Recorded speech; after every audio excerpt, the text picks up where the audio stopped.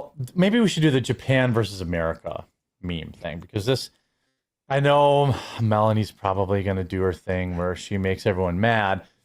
But, as I do. Yeah. Yes, exactly. This is the Japanese girl, the wholesome. That's what I want to see. All right, go. That's you guys you're can buying your discuss jeans it. Japan wins. That's where I'll buy my jeans. If this Japanese girl, if they want to put her in an ad selling jeans, I will buy those jeans, because this is what we need more of in America, is wholesomeness. Yeah, I know she's not white. We want to see more white people, but I care more about Christian values than anything else. So yes, we can get white girls who are wholesome and do the same, be this just like this Japanese girl. So let's do that.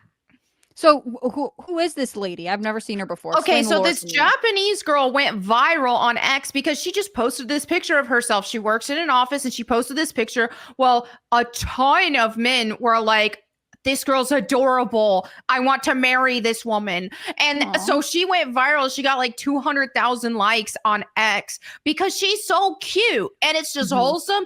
Notice she doesn't have to be slutty. She is just cute.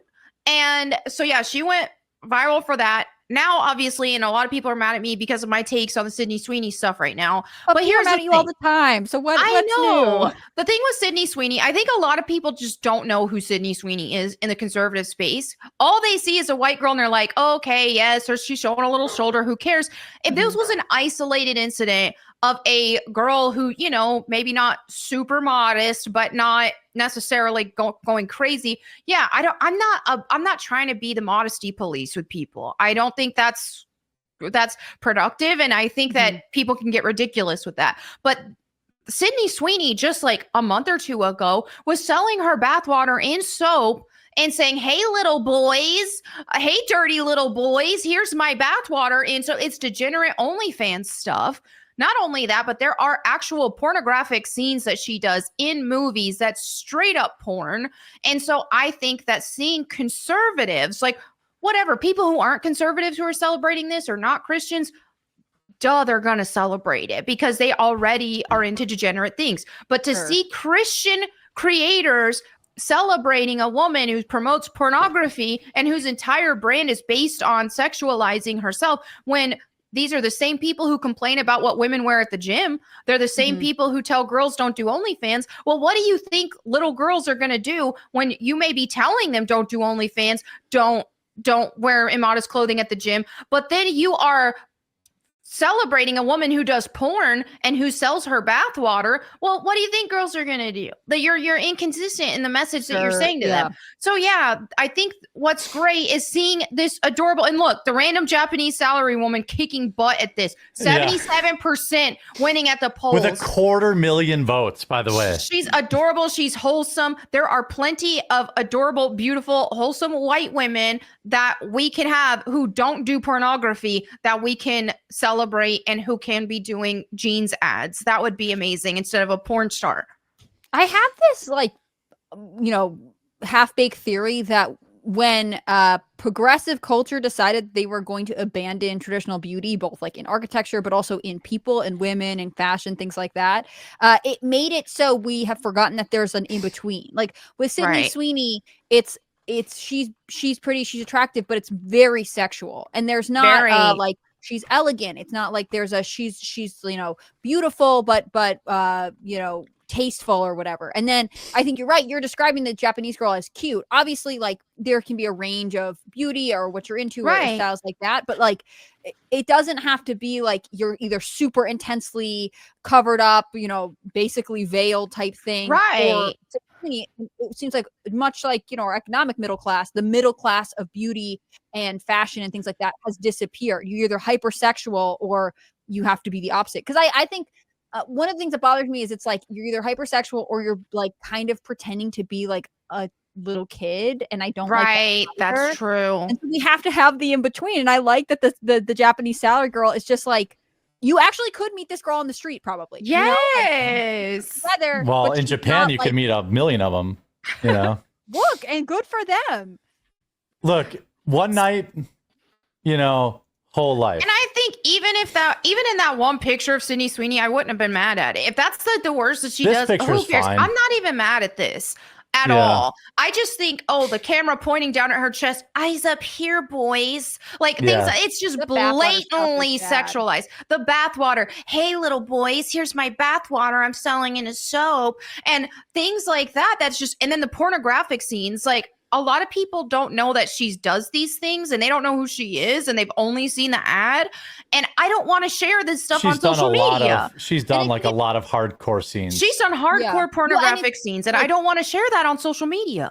Right. And the younger kids, like people like the Euphoria age group who saw her in that, or in some other people know, but like older conservatives who aren't watching that kind of TV or content or whatever are like, yes, popular blonde actress is in this thing. And I can understand the appeal. And like I said, like I think the controversy around the American Eagle ad is sort of ridiculous. It's getting a little bit out of hand for me. But the idea that like you have to be the hypersexual bathwater selling girl to sell jeans is not what you want to promote to young girls. Right. Let me settle this once and for all. Chat.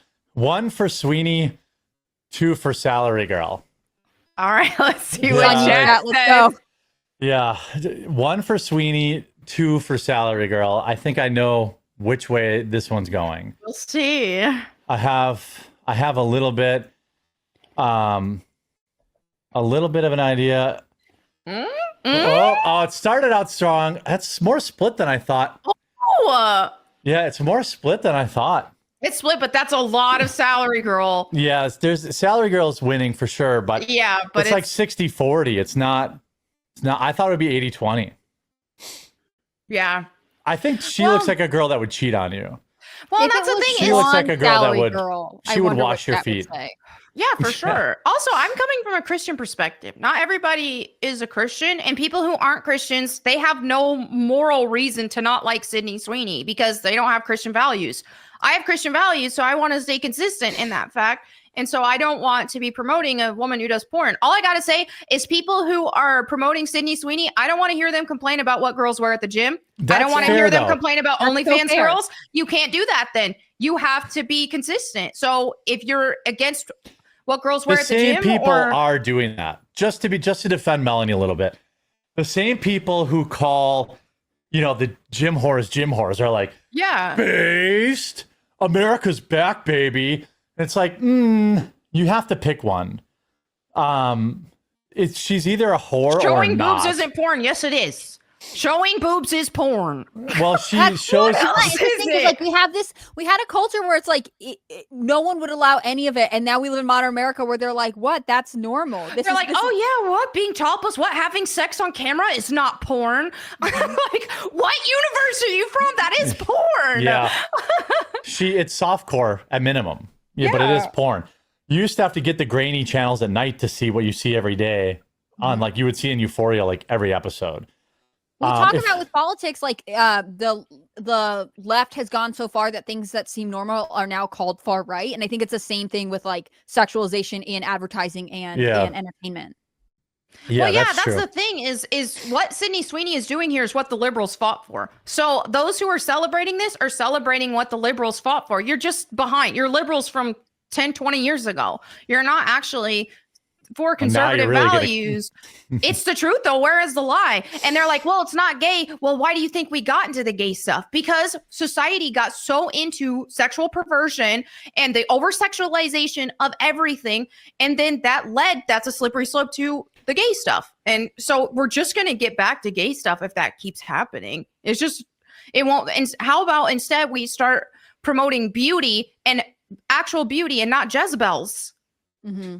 Melanie, can I ask you, do you remember the like Hollister Abercrombie ads from like, I would say the early 2000s, like think 2009, where they would be like guys with abs and like the girls, bags were just topless guys and with abs. Yeah. They used to have them standing out front of the store at the Milwaukee location. That was so cringe. Later that those were like anywhere from like 17 to 20-year-olds, like they're all babies. But anyways, with like comparing Sydney Sweeney's like video ads, like you said, the one where she's in a tube top, maybe that's on the fence, but like the American Eagle Sydney Sweeney ad versus those types of ad where you get like, they'd all be like good looking and on a beach in like jean shorts and bikini tops. Like, do you think that there was a time when that kind of modeling where it is revealing is okay? Well, if you're wearing Well, it depends on the context. If it's just you're advertising a swimsuit and you're trying to sell a swimsuit and you show people in a swimsuit, I don't have a problem with that. Just show it in the right context. But when it's like, hey guys, my face is up here,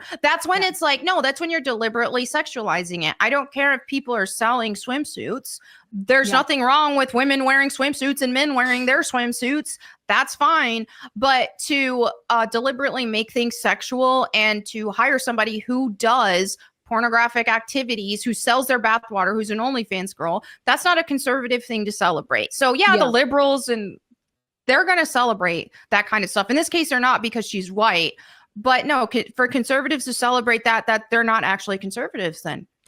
It's interesting because it does seem like they like have this whole I feel like the counter argument when like you're like, hey, as a Christian, I think that this is wrong, it's hypersexual, it's this, whatever.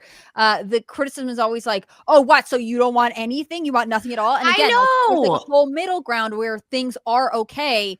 It's just that when you start being like, here is my bathwater, and I'm actually known for doing like essentially porn on TV, it gets a little bit weird. Yeah, it's like people want to go to these extremes or act like I'm saying everybody should be in a burqa, or then they want to criticize me because I'm showing a shoulder right now. I'm not trying to be the modesty police. I'm not trying to criticize a girl for wearing a tube top. I don't care. That's fine. But when someone is blatantly sexualizing themselves, selling their bath water, being naked on television and having simulated sex on television, on movies, that's a completely different thing than a girl being in a swimsuit for a swimsuit ad. It's not the same thing. I agree.